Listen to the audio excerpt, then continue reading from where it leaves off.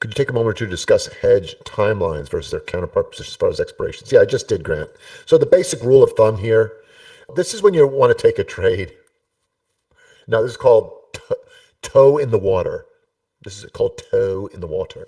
When you want to just like stick your toe in the water and like um, just sort of get a position on, usually with a pilot position, but you're not fully convicted. You're really waiting for confirmation, a break of a level or whatever. But you want to take the trade, toe in the water kind of thing. Then you go out like maybe you go out 2 weeks. You could go maybe out 1 to 2 weeks. And if you do that, then just go with a 5 wide or less vertical.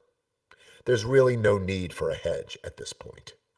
But then when you lean into the trade, where you're like, all right, I'm confirmed. How do I know I'm confirmed? Because I'm going out 2 to 3 weeks. I'm going with probably the monthly option. Like, let's say May, at this point, it would be May 16th. Okay. And I got those. Well, now I think I need a hedge. So what am I going to hedge? Next Friday. Because I don't want to hold that hedge and hold that hedge and hold that hedge. Because I'm expecting this thing to move to the downside. If I get a short-term pop along the way, that is what the hedge protects me. Does that make sense?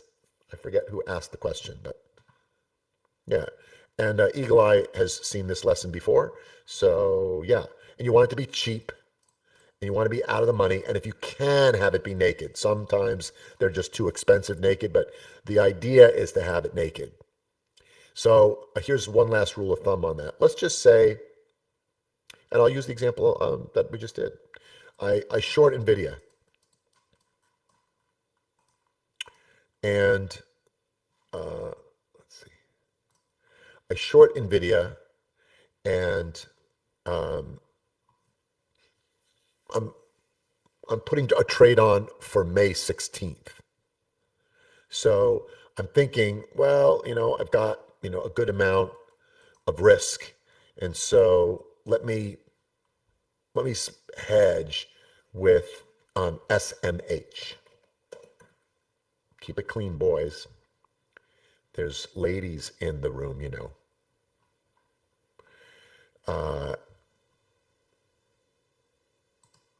So you could go SMH and say, well, where are we at 38? So if I went SMH and I went sort of like at the money, let's say slightly, let's see right here, 37s. Yeah, so the 37s are like $1.30, $1.40. That's too much for a hedge, right? Even if I went 36, the problem with going 36 is the expected move is probably only going to be like $2. So not even, right? So I just, I don't know. I think it's too expensive. So the first thing is go next week. I'm sorry, I'm on puts here. I should be looking at calls. Sorry. It'll end up being around the same. Let's say I go with the $40 calls. Yeah, I'll buy a little more expensive, $1.60. Sorry about that. So if I'm in NVIDIA and I got puts for NVIDIA for May 16th and I'm leaning in and I even added by doing a little ABGO trade too. I want some exposure to ABGO. I don't think I would be trading both of these because it's a duplication. Just stick with one. But let's just say you had both, and you're like, I need to get some calls in SMH, right? And this is not SMH. So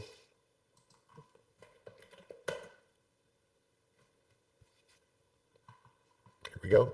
So I go to SMH and I go, let's see, what is it? It's 192. So I'm going to buy like the 195s. Let's see. Oh, yeah. Look what the 195s are. They're like $400 for the hedge. Even if I got the 200s, it's too expensive. So I'd have to get a vertical. So rather than do that, I could go to Soxel, which is a leveraged product, and I could buy calls here. It's $9. I could buy the $10 calls. See how much they are. Look at that. $10 calls for 42 cents. You see? So if I get a triple here, not bad. Bring in $120. That's not bad. Let's say I make, let's say a little bit more than a triple. I can make $100. Let's say I can make $100 on each one of these. And I got 300 in NVIDIA, and I got 150 in AVGO. I've got 450 at risk. I will take this thing off if I lose 70%. All right. So if I'm going to lose 70%, that's 450 times 70%. That means I'll recover $315. Well, I'm going to lose $315, right? That would be my loss at 70%. So could I buy 3 of these? Does it make sense to buy 3 of them? Probably not. I probably would buy 2 of them. It cost me 84 cents.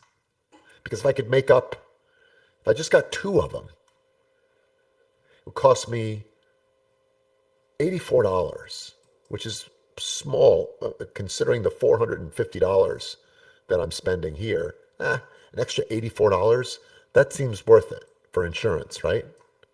So for $84 though, if this thing gives me like a 3x trade where I can make, let's say 200 bucks. Well, look, I lost 315. If I made 200 on this net, it means I only lost 115 on the whole damn trade. That's great. That's a great way of looking at it. So I don't hedge to make up the entire amount. I just say to myself, well, if I got 300 in this one, then 150 in this, I got 450 at risk. I'm going to bail out on this thing at 70%. I'm going to lose around 300 bucks. Let me hedge 1 or 2 of these cheap little calls on Soxal. And that way, if it goes the other way, boom. Yeah, you kind of mitigate the pain. And it's a great risk reward, right? So that's kind of how I think of it. And again, if it's May 16th, I'm getting the Soxal call, the $10 call, let's just say, for next Friday. And let's say it gets a little bit of a movement. And I can make a couple, $100. Great, made $100, done. Does it mean I close my shorts out for May? No. It means I take that $100 and guess what that goes towards? That lowers the cost of the short. And then I got what? I got the next week after that if I want to. Get another hedge for the next week. Exactly. Very good. Yeah.